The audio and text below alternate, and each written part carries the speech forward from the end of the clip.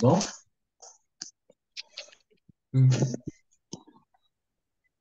alors, je suppose que tout le monde est de retour dans les temps de prière en groupe. Je voudrais remercier l'équipe pour le fait qu'ils soient fidèles. C'est un signe que le Seigneur travaille pour chacun de nous. C'est un signe que tout est possible à celui qui croit.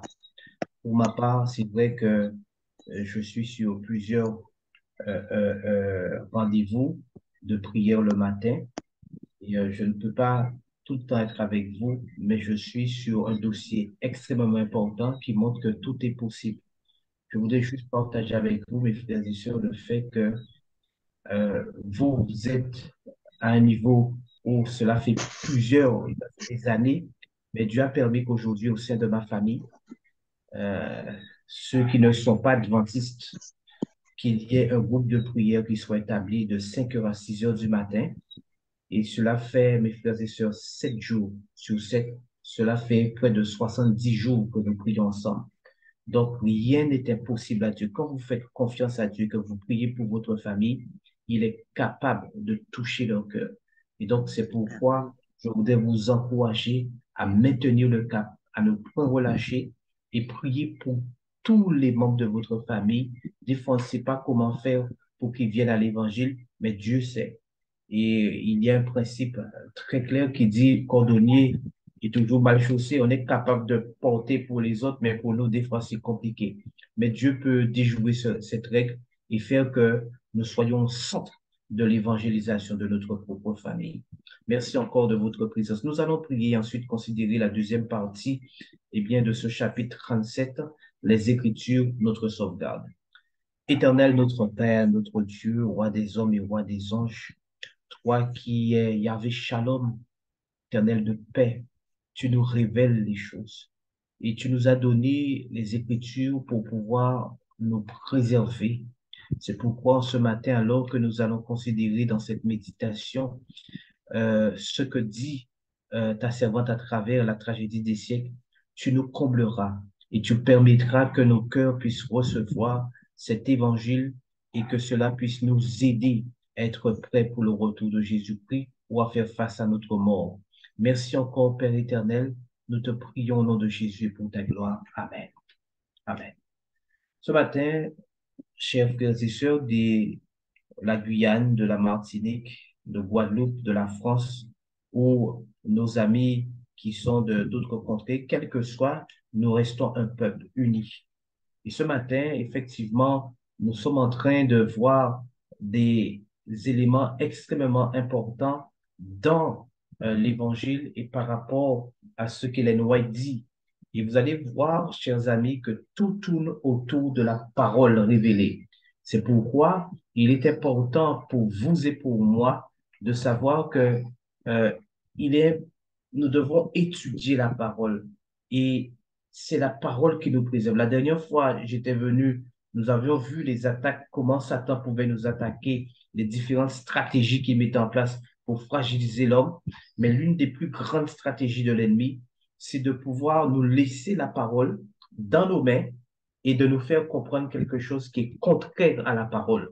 Et ça, aujourd'hui, nous sommes dans une situation où effectivement, beaucoup lisent la parole, mais tordent le sens de la parole. Et le fait que la parole est tordue, cela devient extrêmement dangereux.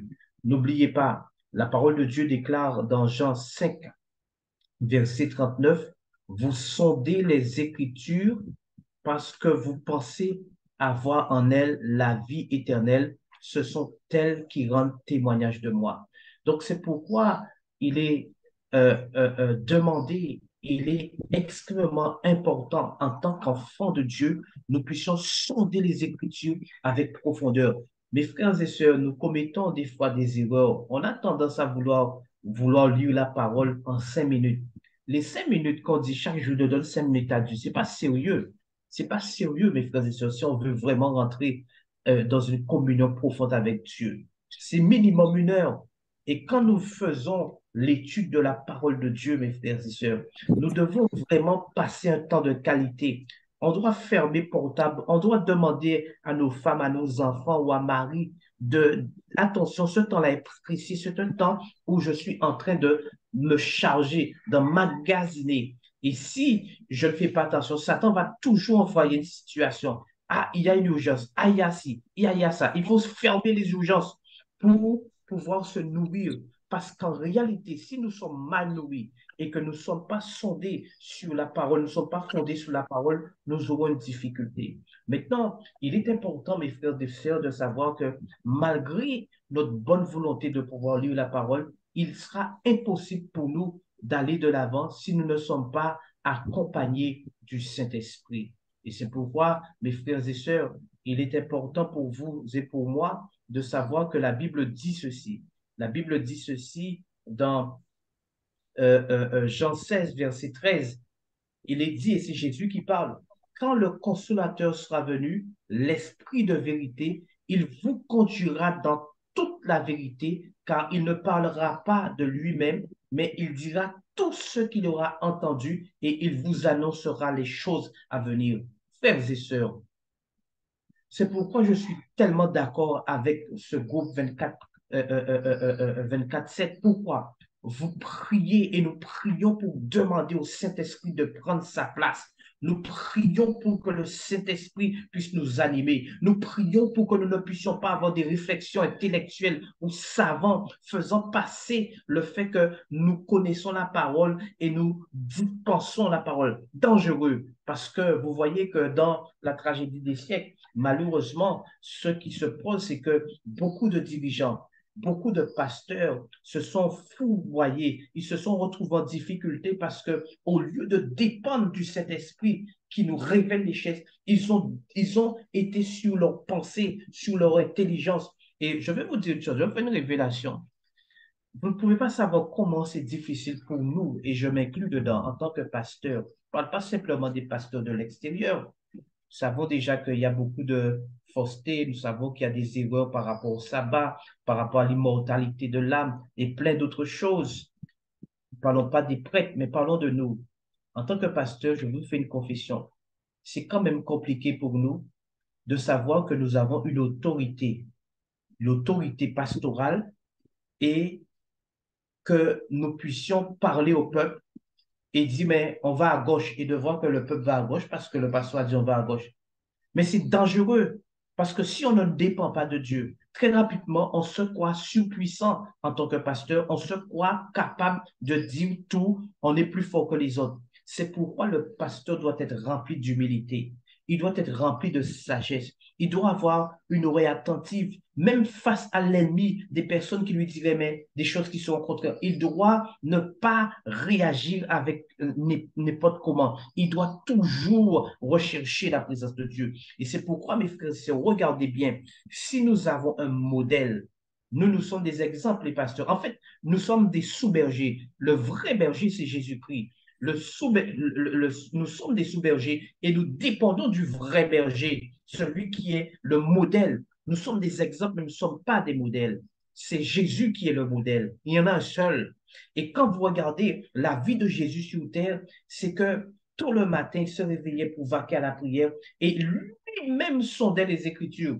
Il prenait les textes, quand on parle des Écritures, nous parlons de l'Ancien Testament, il s'appuyait sur Ésaïe, il s'appuyait sur les prophètes. Et donc, c'est pourquoi il est important pour nous, mes frères et sœurs, de nous appuyer sur les prophètes, sur la parole de Dieu, comme Jésus le faisait. Et aujourd'hui, merci Seigneur, nous avons la vérité, mais Satan fait tout pour pouvoir donner d'autres explications, des choses compliquées. Mais Ellen White dit que nous devons comprendre la parole de Dieu dans toute sa simplicité, le plus simplement possible. Quand on commence à tordre, on commence à vouloir faire des exégèses, je ne dis pas qu'il ne faut pas le faire parce que je l'ai fait, mais quand on commence à prendre un mot et que le mot est clair, qui dit ça, puis on veut le tourner, on fait au moins 50 kilomètres à la ronde pour pouvoir revenir et pour dire autre chose. Mes frères et sœurs, Dieu nous demandera compte lorsque nous faisons cela. La parole de Dieu doit être claire.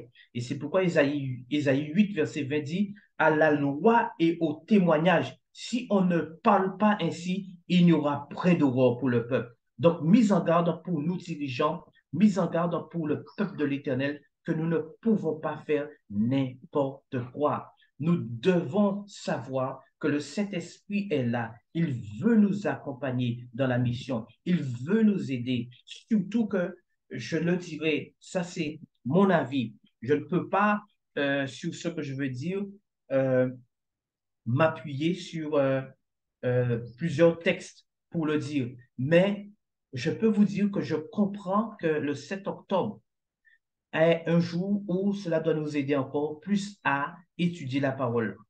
Et le 7 octobre nous permet d'étudier Ézéchiel 14. Je profite pour le dire. Le 7 octobre a été une déclaration massive de guerre du Hamas et particulièrement de certains terroristes qui ont attaqué Israël et un massacre est en cours. Beaucoup d'hommes, de femmes, d'enfants, de vieillards ont été déchiquetés, décapités, tués. Et on est en train d'assister à une polarisation du monde. Ça veut dire que ceux qui seront pour Israël vont défendre Israël, ceux qui seront pour le Hamas vont défendre la Palestine. Et nous sommes déjà en guerre avec la Russie et l'Ukraine, l'Europe et les États-Unis. Mes frères et sœurs, il y a un esprit de mort, il y a un esprit de guerre, un esprit terrible sur cette terre. Et c'est pourquoi, lorsque nous sondons les Écritures, lorsque nous prenons le temps de comprendre les prophéties, alors à ce moment-là, nous sommes capables de rester fidèles et de ne pas tomber dans des explications erronées qui feront que Satan aura de la puissance sur nous parce qu'on a vu que l'homme de péché, il va s'asseoir dans l'église et ensuite il sera comme le Christ, il fera comme le Christ, il va faire des prodiges. Et je le dirai, attention, je l'avais dit et j'ai parlé de ma mère, si quelqu'un qui guérissait ma mère, mais qui n'est pas de Dieu, me dit, mais voilà, tu as vu, j'ai guéri ta maman, donc suis-moi. Nous ne devons pas, et c'est notre grande difficulté, nous ne devons pas répondre à la vérité par les sentiments. Comme c'est maman, comme c'est papa, comme c'est un ami, comme il a dit ça, je ne vais pas sonder moi-même. Alors, si il dit ça, eh bien, j'irai. Donc, s'il se tue, je vais me tuer. Non, nous devons pour nous-mêmes étudier la parole, pour nous-mêmes rechercher ce qui est bon. Et c'est pourquoi, mes frères et sœurs, nous devons nous appuyer sur le Saint-Esprit. Parce que la Bible dit ceci dans Jean 14, c'est Jésus même qui le dit. Je vous dis ces choses pendant que je demeure avec vous. Il est encore sur terre. Mais le consolateur, l'Esprit Saint que le Père enverra en mon nom, vous enseignera toutes choses et vous rappellera tout ce que je vous ai dit. Mes frères et sœurs, frères et sœurs, frères et sœurs, l'esprit de vérité, le Saint-Esprit est là pour nous enseigner. Le Saint-Esprit n'attend que nous. Mais le problème des êtres humains que nous sommes, c'est que nous négligeons le temps que nous devrions avoir avec Dieu. Et pour ma part, vous savez, quand je souhaite étudier profondément, je monte dans les bois, je vais dans la montagne avec ma Bible, une goude, et je crie à l'Éternel. Je crie, je demande à Dieu de me révéler les choses. Et pour vous, je pourrais vous dire, pour que vous puissiez comprendre, d'utiliser la méthode inductive. La méthode inductive est la suivante. C'est trois questions que vous vous posez. Et vous allez voir que cela vous fait du bien. Quand vous lisez un texte, vous avez déjà eu un temps de prière profond avec Dieu parce que vous voulez qu'il vous révèle des choses. Vous posez la première question, que dit le texte? Que dit le texte? Et pour cela, si vous avez différentes versions, vous pouvez lire les différentes versions et ensuite, vous posez la question, que dit le texte par rapport à ce qui est dans le texte? Ça, c'est la première chose à faire. La deuxième chose à faire, c'est se dire, que me dit le texte? Parce que Dieu, par la puissance du Saint-Esprit, veut me parler. Donc, le texte a un message pour moi. Il y a une vérité qui doit être révélée pour moi par rapport à un défaut de caractère, par rapport à une bénédiction, par rapport à une situation. Dieu veut se révéler à moi. Donc, je lui demande que me dit le texte. Et quand le Saint-Esprit et la parole nous a parlé pour nous dire ce qu'il faut, alors nous appliquons. La troisième question, c'est quelle application je peux en faire? Comment je vais faire que la parole devienne vie en moi? Ça veut dire que je dois mettre en pratique ce que j'ai reçu. Et des fois, ça nous pousse à briser des choses que nous faisions auparavant. Et ça fait mal parce qu'il y a des sacrifices, il y a de lourdes pertes. Donc, frères et sœurs, que le Seigneur donc puisse vous aider et que nous puissions comprendre que notre ultime sauvegarde, c'est la parole révélée. Jésus-Christ a été incarné, Jésus-Christ s'est révélé et il a laissé la parole. Vous sondez les Écritures parce que vous pensez avoir en elles la vie éternelle, mais ce sont elles qui rendent témoignage de moi. Donc, vivons par la vérité. Ne vivons pas par des sentiments. Ne vivons pas parce que j'aime ta tête, j'aime pas ta tête. Vivons par rapport à la vérité et laissons le Saint-Esprit prendre la place qu'il doit dans notre vie. Que le Seigneur vous bénisse, que le Seigneur vous garde. Je vais prier avec vous. Amen. Éternel, notre Père, notre Dieu, nous voulons te remercier pour le fait que tu es notre Dieu de justice, Yahvé Tiskeno, qui se révèle à nous. Tu es aussi notre Yahvé Shama, celui qui vient et qui est là. Tu es aussi celui qui est présent, El Roi, et tu fais des choses extraordinaires.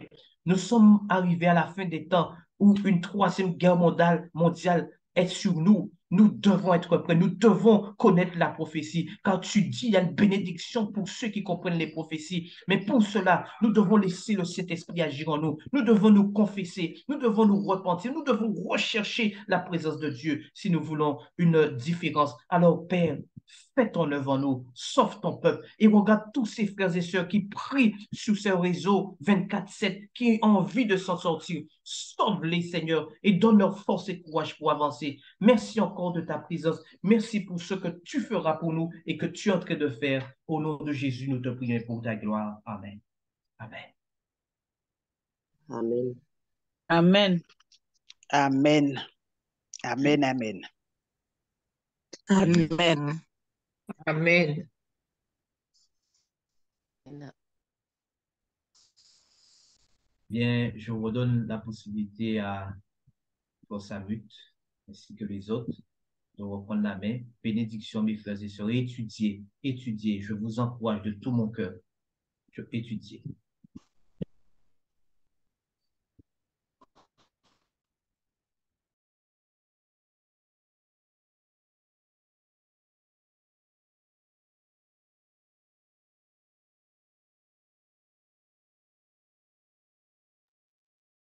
Bonne journée à tous. Que Dieu vous garde.